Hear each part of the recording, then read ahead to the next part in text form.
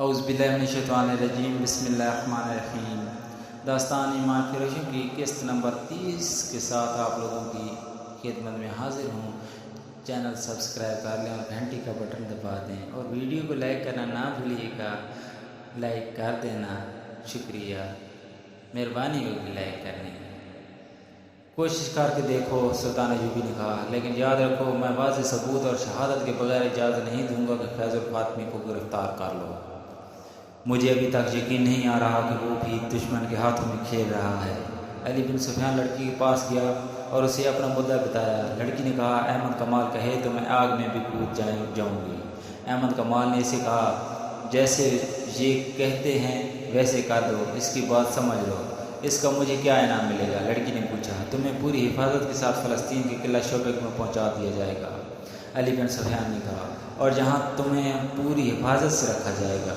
نہیں، لڑکی نے کہا، یہ انعام بہت تھوڑا ہے، مجھے منہ مانگا انعام دو، میں اسلام قبول کر لوں گی اور احمد کمال میرے ساتھ شادی کر لے۔ احمد کمال نے صاف انکار کر دیا۔ علی بن سفیان اسے باہر لے گیا۔ احمد کمال نے اسے کہا کہ یہ بے شک اسلام قبول کر لے، لیکن میں اسے پھر بھی اسلام کا دشمن نہیں سمجھوں گا۔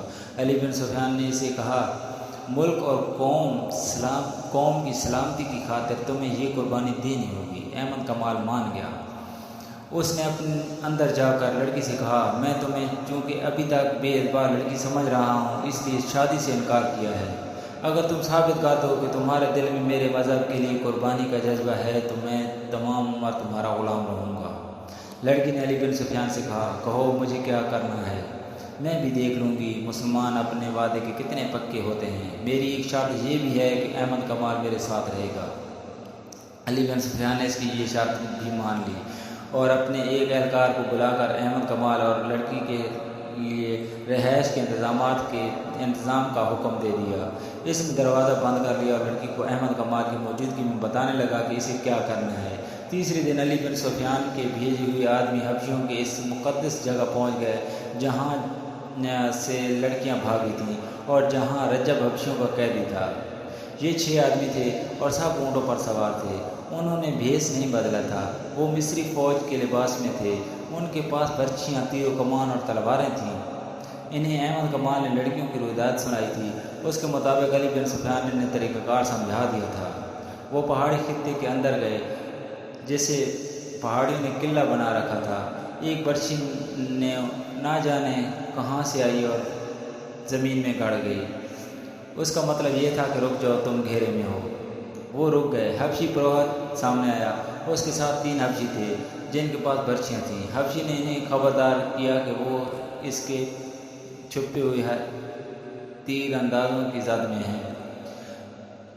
اگر انہوں نے کوئی غلط حرکت کی تو ان میں سے کوئی بھی زندہ نہ رہے گا۔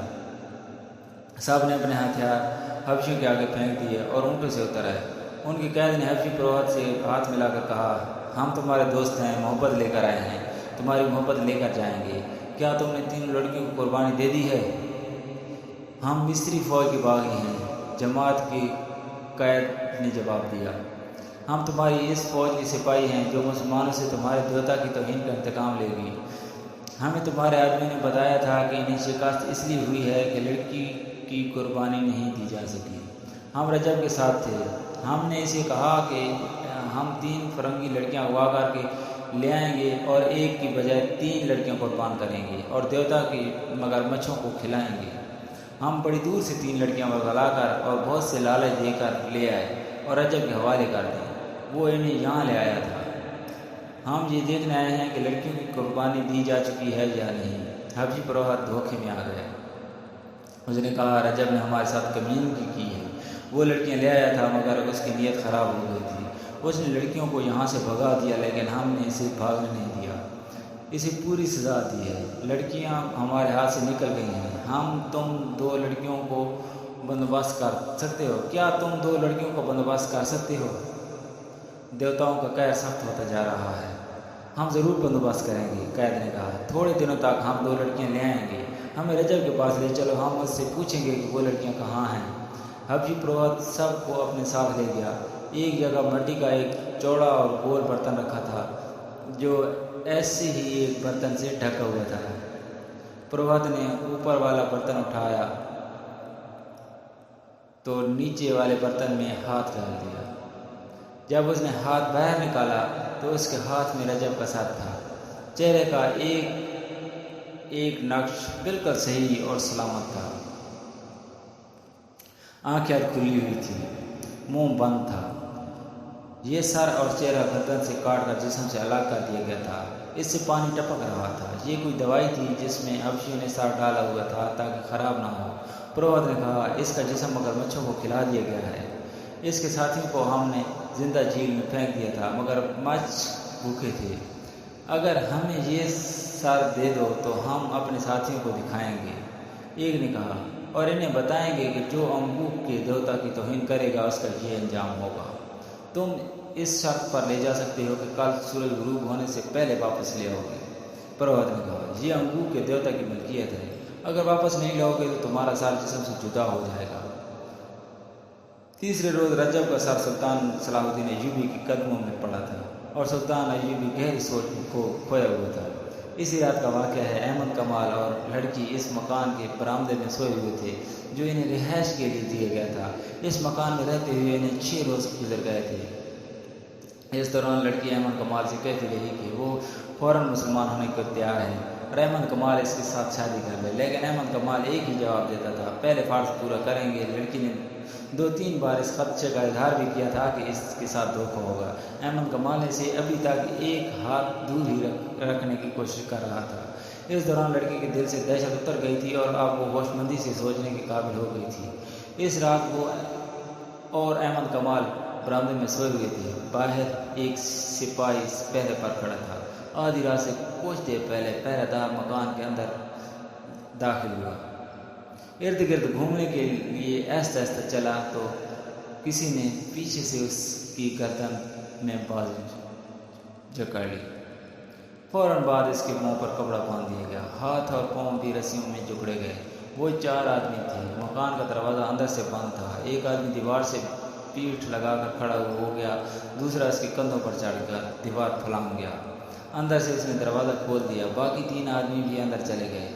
ایک جو سب سے زیادہ قوی ہیکل تھا اس نے لڑکی کے منہ پر کپڑا باندھ دیا۔ لڑکی کے جاگنے تک اس نے لڑکی کو دبوچ لیا اور اٹھا کر کندھوں پر ڈال لیا۔ 3 آدمیوں نے احمد کمال کو رسیوں سے جکڑ کر اور منہ پر کپڑا باندھ کر پلنگ پر ہی پڑا رہنے دیا۔ اسے مزاحمت کی مہلت ہی نہ ملی۔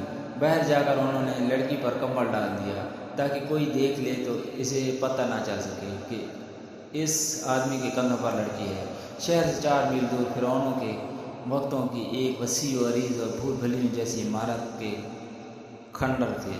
ان کے متعلق لوگ بہت سی ڈراؤنی باتیں کیا کرتے تھے کہ عمارت کے اندر ایک بلند چٹان ہے۔ اس چٹان کو کاٹ کر بہت سے کمرے اور ان کمروں کے نیچے بھی کمرے بنے ہوئے تھے۔ ان کے اندر وہی جا کر واپس آ سکتا تھا جو ان سے واقف تھا۔ بہت مدت سے کسی نے ان کھنڈروں کے اندر جانے کی جرات نہیں کی تھی۔ مشہور ہو گیا کہ اندر جنوں بھوتوں کا بسیرا ہے۔ اندر سانپوں کا بسیرا تو ضرور ہی تھا۔ سانپوں کے ڈر سے کوئی اس کھنڈر کے قریب سے بھی نہیں گزرتا تھا۔ بڑی خوفناک کہانی سنائی جاتی تھی۔ اس کے باوجود یہ 4 آدمی جو لڑکی کو اغوا کر کے لے گئے تھے ان کھنڈروں میں داخل ہو گئے اور داخل بھی اس طرح ہوئے جیسے یہی ان کا گھر ہے۔ وہ غارنما کمروں کی گردشوں اور اندھیری گلیوں میں سے بغیر روکے گزرتے گئے۔ آگے مشلوں کی روشنی تھی۔ ان کے قدموں کے آٹوں سے چمگادڑ اڑتے اور پھڑپھڑاتے تھے۔ چھپکلیاں اور رینگنے والے کئی چیزیں ادھر ادھر بھاگتی پھر رہی تھیں۔ اندر مکڑیوں کے جالے اور کائی بھی تھی۔ وہ چٹان میں بنے ہوئے ایک کمرے میں داخل ہو گئے۔ وہاں ایک آدمی مچھل لیے کھڑا رہا جو ان کے آگے آگے چل پڑا۔ آگے سیڑھیاں تھیں جو نیچے اترتی تھیں۔ وہ سب نیچے اتر گئے اور ایک طرف موڑ کر ایک وسیع کمرے میں داخل ہو گئے۔ وہاں فرش پر بستر بچھا تھا۔ اس کے ساتھ بڑی خوشنما دری تھی۔ کمرہ سجا ہوا تھا۔ لڑکی کو بستر پر ڈال کر اس کے منہ سے کپڑا کھول دیا گیا۔ لڑکی غصے سے بولی، میرے ساتھ یہ سلوک کیوں کیا گیا ہے؟ میں مر جاؤں گی، کسی کو اپنے قریب نہیں آنے دوں گی۔ اگر تمہیں وہاں سے اٹھوا نہ لیا جاتا تو کل صبح تمہیں جلاد کے حوالے کر دیا جاتا۔ ایک آدمی نے کہا، میرا نام فیضل فاطمی ہے، تمہیں میرے پاس آنا تھا، باقی دو کہاں ہیں؟ تم اکیلی کیسے پکڑی گئی ہو؟ رجب کہاں ہے؟ لڑکی مطمئن ہو گئی اور بولی، میں خدا کا شکر بجا لاتی ہوں کہ جس نے مجھے بڑی بڑی خوفناک مصیبتوں سے بچا لیا ہے، میں منزل پر پہنچ گئی تھی۔ اس نے فیضل فاطمی کو رجب، حبشیوں، آندھی، دو لڑکیوں کی موت اور احمد کمال کے ہتھے چار جانے کی ساری روایت سنا دی۔ فیضل فاطمی نے اسے تسلی دی اور ان چار آدمیوں کو جو لڑکی کو اٹھا لائے تھے سونے کے 6 ٹکڑے دیے اور کہا، تم اب اپنی اپنی جگہ سنبھال لو، میں تھوڑی دیر بعد چلا جاؤں گا۔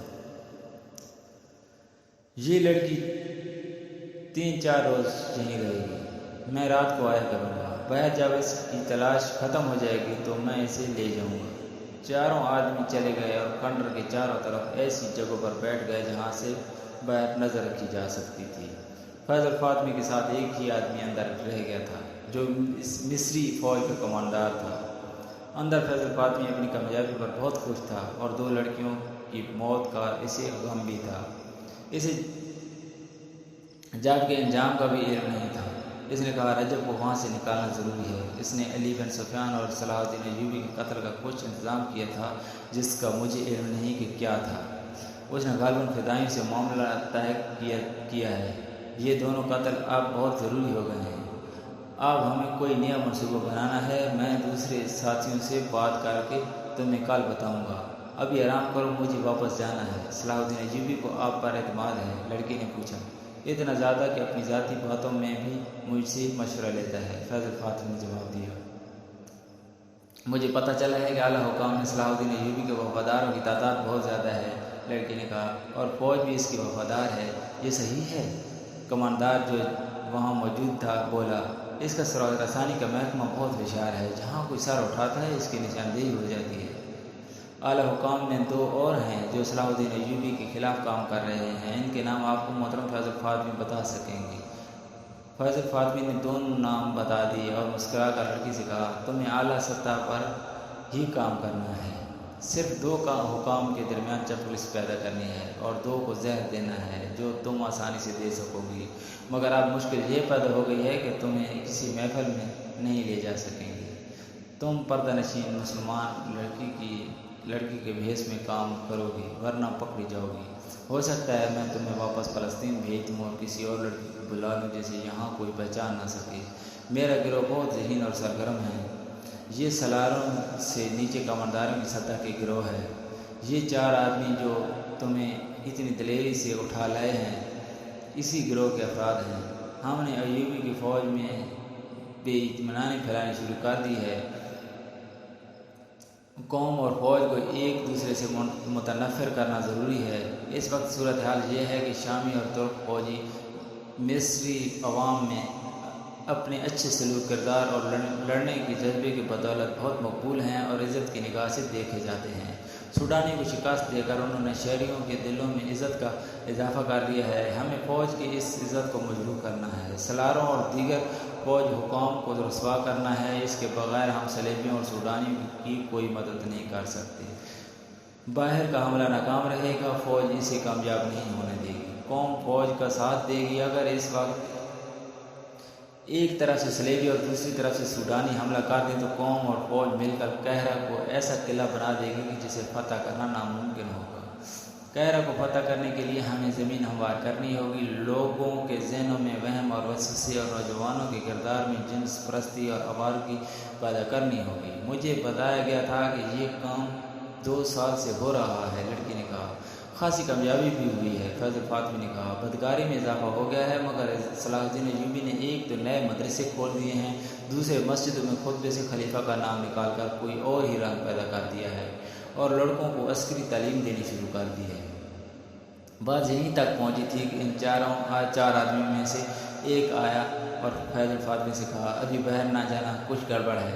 فیضل فاطمی گھبرایا، اس آدمی کے ساتھ باہر چلا گیا، ایک اونچی جگہ چھپ کر دیکھا، آدھی رات کے پورے چاند نے باہر کے ماحول کو روشن کر رکھا تھا۔ اس نے کہا، تم لوگوں نے بے احتیاطی کی ہے، یہ تو فوجی معلوم ہوتے ہیں، گھوڑے بھی ہیں، تم چاروں طرف سے دیکھو، میں کدھر سے نکل جاؤں؟ میں دیکھ چکا ہوں، اس آدمی نے جواب دیا، یوں نظر آتا ہے جیسے ہم مکمل گھیرے میں ہیں، آپ وہیں چلے جائیں، مشلیں بجھا دیں، وہاں سے نکلنے کی غلطی نہ کریں، وہاں تک کوئی نہیں پہنچ سکے گا۔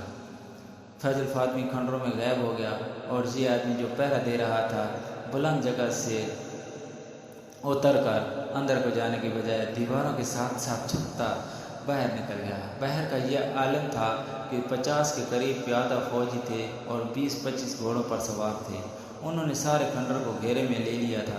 یہ پہرہ دار ان تک گیا اور ایک فوجی سے پوچھا، علی بن سفیان کہاں ہے؟ اسے بتایا گیا تو وہ دوڑتا ہوا گیا۔ اس دستے کی کمان علی بن سفیان خود کر رہا تھا، اس کے ساتھ احمد کمال تھا۔ پہرہ دار نے انہیں کہا، اندر کوئی ایسا خطرہ نہیں، آپ کے ساتھ 2 آدمی بھی کافی ہیں، میرے ساتھ ہیں۔ یہ پہرہ دار ان 4 آدمیوں میں سے تھا جنہوں نے لڑکی کو اغوا کیا تھا۔ علی بن سفیان نے 2 مشلیں روشن کرائیں، احمد کمال اور 4 عسکریوں کو ساتھ لیا، 2 کے ہاتھ میں مشلیں دیں۔ آپ سب نے تلواریں نکال لیں اور اس آدمی کے ساتھ کھنڈر میں داخل ہو گئے۔ انہوں نے دیکھا کہ کوئی آدمی کسی طرف سے آیا اور دوڑتا ہوا اندر کی طرف چلا گیا ہے۔ علی بن سفیان کے رہنما نے کہا، یہ ان کا آدمی ہے، وہ اندر والوں کو خبردار کرنے چلا گیا ہے، آپ تیز چلیں۔ وہ سب دوڑ پڑے۔ اگر یہ لوگ رہنما کے بغیر ہوتے تو ان بھول بھلیوں میں بھٹک جاتے یا ڈر کر وہاں سے بھاگ آتے۔ رہنما کے ساتھ وہ بڑی اچھی رفتار سے جا رہے تھے، کسی طرف سے ایک اور آدمی دوڑتا آیا، اس کی انہیں یہ آواز سنائی دی، میں ادھر جا رہا ہوں، تیز چلو۔ یہ رہنما کا ساتھی تھا۔ وہ اس چٹانی کمرے میں پہنچ گیا جس سے سیڑھیاں نیچے اترتی تھیں۔ نیچے سے انہیں آوازیں سنائی دی، ہمارے ساتھ دھوکہ ہوا ہے، یہ دونوں ان کے آدمی ہیں۔ پھر تلواریں ٹکرانے کی آوازیں سنائی دیں اور یہ بھی آواز آئی، اسے بھی ختم کر دو، یہ گواہی نہ دے سکے۔ علی بن سفیان اور احمد کمال مشل برداروں کے پیچھے دوڑتے پھلانگتے نیچے اترے۔ اس کمرے میں پہنچے تو وہاں خون خرابہ بہہ رہا تھا۔ لڑکی پیٹ پر دونوں ہاتھ رکھے ہوئے بیٹھی ہوئی تھی۔ فیض الفاطمی کے ساتھی جو کماندار تھا، وہ اور ایک اور آدمی فیض الفاطمی اور ایک پہرہ دار سے لڑ رہے تھے۔ علی بن سفیان نے فیض الفاطمی کو للکارا۔ فیض الفاطمی نے جب اپنے خلاف بہت سی تلواریں دیکھیں تو اس نے تلوار پھینک دی۔ احمد کمال نے دوڑ کر لڑکی کو سنبھالا، اس کا پیٹ چاک ہو چکا تھا۔ احمد کمال نے فرش پر بچھے ہوئے بستر سے چادر اٹھا کر لڑکی کے پیٹ پر کس کر باندھ دی اور علی بن سفیان سے کہا، مجھے اجازت ہو تو اسے باہر لے جاؤں۔ علی بن سفیان نے اسے اجازت دے دی۔ احمد کمال نے لڑکی کو بازوؤں پر اٹھا لیا، وہ سخت تکلیف میں تھی، پھر بھی اس نے مسکرا کر احمد کمال سے کہا، میں نے فرض پورا کر دیا ہے، تمہارا مجرم پکڑوا دیے ہے۔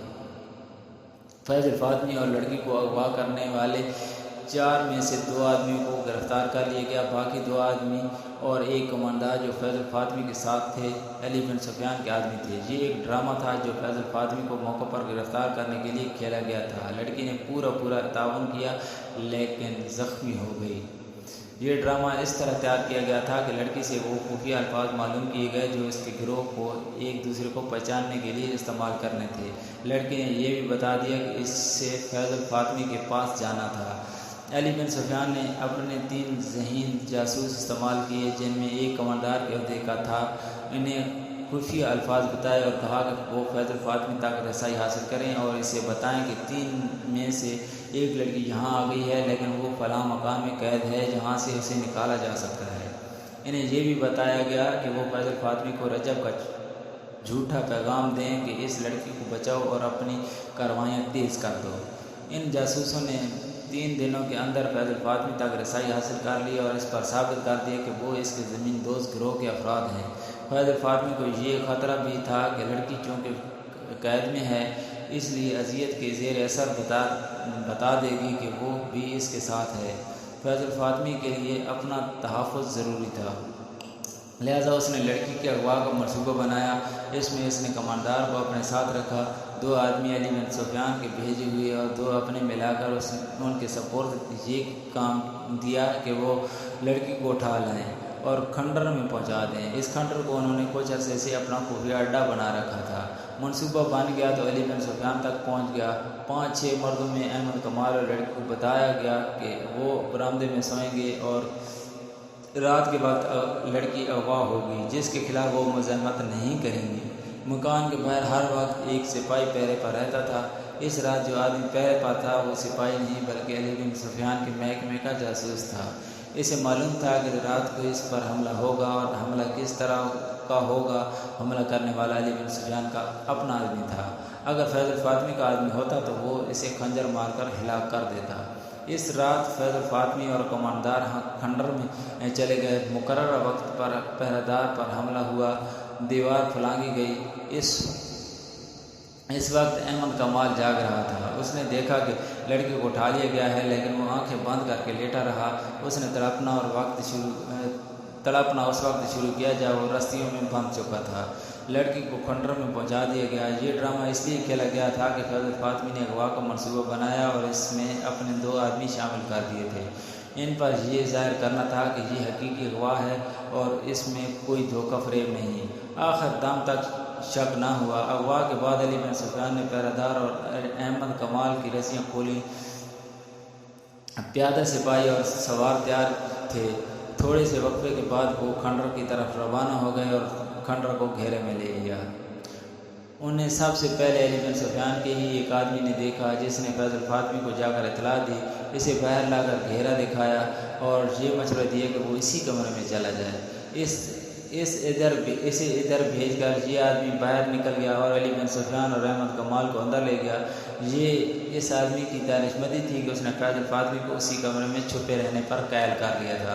اگر وہ کھنڈر کی بھول بھلیوں جیسی کمروں، برآمدوں، گلیوں اور تہخانوں میں نکل جاتا تو اسے پکڑنا آسان نہ ہوتا۔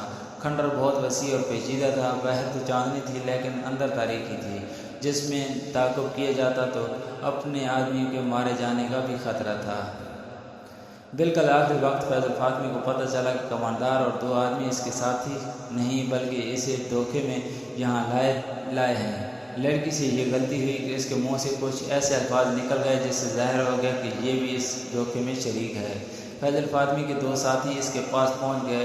دھوکہ بے نقاب ہو گیا اور لڑائی شروع ہو گئی۔ فیض الفاطمی نے لڑکی کے پیٹ میں نوک کی طرح سے تلوار ماری اور اس کا پیٹ چاک کر دیا۔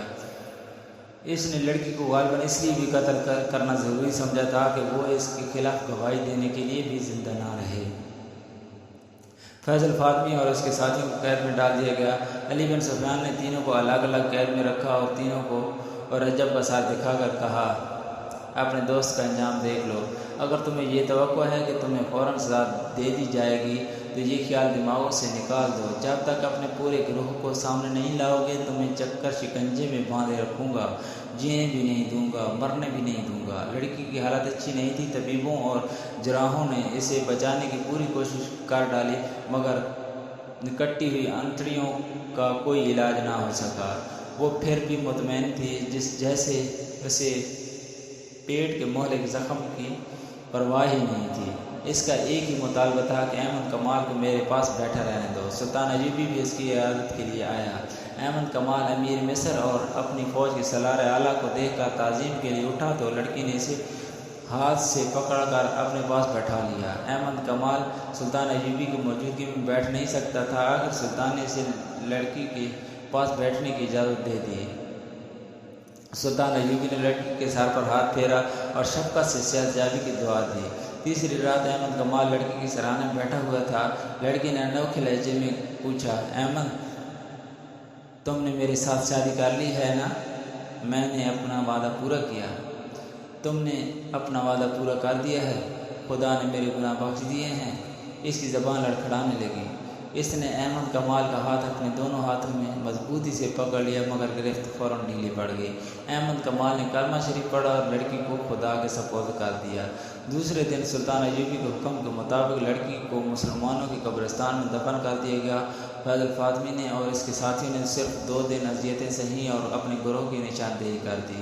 ان لوگوں کو بھی پکڑا گیا۔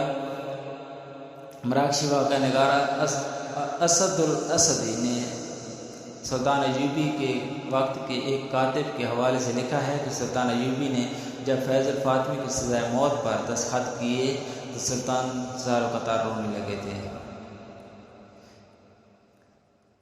کہانی ابھی جاری ہے۔ اگلی قسط دیکھنے کے لیے چینل سبسکرائب کر لیں اور گھنٹی کا بٹن دبا دیں۔